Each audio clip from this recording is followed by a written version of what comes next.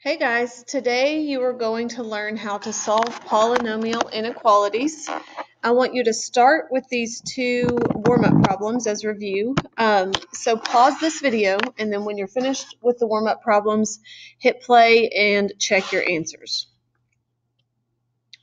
So for number one, I'm going to go to the calculator and type in 5x to the third minus 40x squared minus 25x plus 420 to get some possible rational roots to try. So I can see quickly that -3 is a root that will work.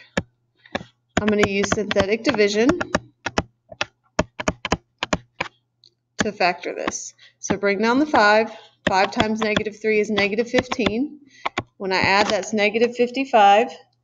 55 times 3 will give me 165. Minus 25 is 140. And then 140 times -3 is -420. Since the original was 5x to the third, this will be x to the second minus 55x plus 140. So I have x plus 3, and then 5x squared minus 55x plus 140 that I still need to factor. So I'm going to take out a 5 from this trinomial. So if we go up here, I'm going to have 5 times x plus 3 times x squared minus 11x plus, that should be 28. So 5 times x plus 3, and then I'm going to do the AC method here. What two numbers can you multiply to get 28 and add to get -11? And that should be -7 and -4. So this will be x minus 7, x minus 4. So I know my solutions are -3 single, +7 single, +4 single. Since the degree was odd with a positive leading coefficient, the end behavior looks like this. So we have a single root at -3, 4, and 7. End behavior is like this. And then, like I said, these are all single roots. So this would be a quick sketch here. Next, we're going to do the bottom one. So I have the polynomial p of x equals 0 double will be x squared. Then I have x plus 3, x minus 4, and those are single roots, so it's to the first power. I have x minus 5 to the third. And then I'm realizing that this should have been 1 plus or minus radical 3. So go back and change that really quickly if you can. For these two, I'm going to need to do a little bit of work. So if I set x equal to plus or minus 5i and square both sides, I get x squared equals 25i squared. Remember that I squared is -1. So x squared equals -25. If I add 25, that's going to give me x squared plus 25. And then this last one, I'm running out of room, so let me come over here. Hopefully you can see this. Let me change colors. X equals 1 plus or minus the square root of 3. So I'm going to subtract 1. And then square both sides. When I square the left side, you have to do FOIL. So that's going to be x squared minus 1x minus 1x is minus 2x plus 1 equals. When I square plus or minus the square root of 3, you just get 3. Subtract 3 over, you get x squared minus 2x minus 2. So that is going to be my last term here. X squared minus 2x minus 2. So those should have been reviewed. If you had trouble with that, go back to the notes where we covered this before and look through those problems again.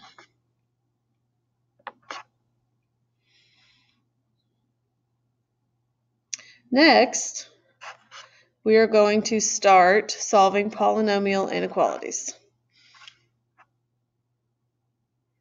Sorry, my computer's a little slow today. Okay.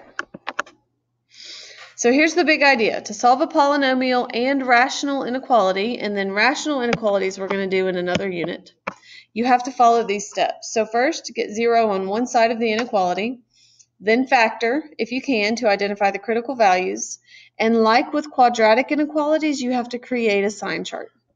So the only thing that's going to be different today from when we did this last unit is the way that you factor is different depending on what polynomial you have. So you can use this as a reference to what will happen. This is already factored. Here are the critical values. Put them on your sign chart. Remember, if it's greater or less than, you use open circles, which correlate to parentheses. If it's less than or equal, greater than or equal, you use closed circles, which correlate to brackets. So you'll pick some values, plug them in to get your sign chart, and write your answer in interval notation. So let's look at a few. These two are already factored for us. So the first thing I'm going to do is name my critical values. 0, 1, -3. Then I'm going to put these on a sign chart in increasing order. So -3, 0, 1. This is less than 0, so these are going to be open circles. Now you need to pick values to the left of -3, in between -3 and 0, in between 0 and 1, and to the right of 1. You can pick whatever you want.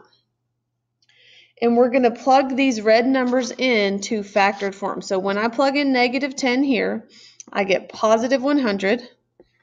This will give me -11. This will give me -7.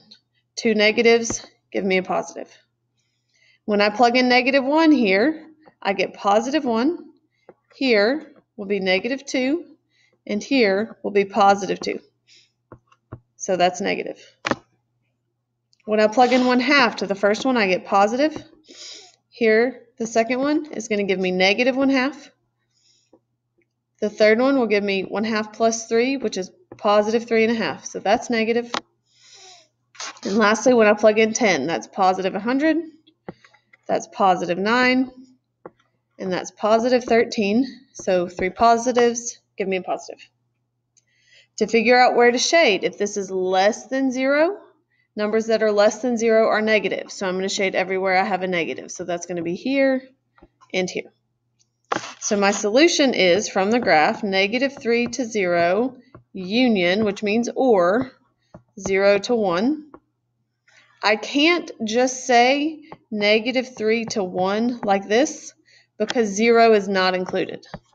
And I know that because it's an open circle. Now I want you to pause the video, do number 2 on your own, and when you're done, hit play, and you'll see me quickly work through this one so that you can check your answer.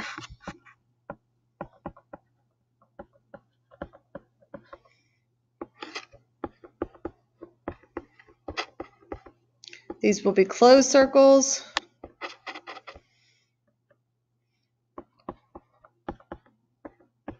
Even if you pick different numbers, your sign should be the same.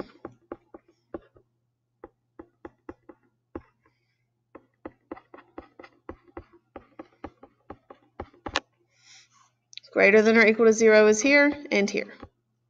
Now for this one, 0 and 4 are included. So I can say 0 to infinity. I don't have to include 4 here like I did in the last one because 4 is included. So 0 to infinity includes 4. Be careful here. -2 is also included because it's a closed circle. So you have to write your answer this way, including the -2 when you write it. Okay, we're approaching the limit of this first video, so I want you to close this one out. Keep your notes out though, and play the second video for today's lesson.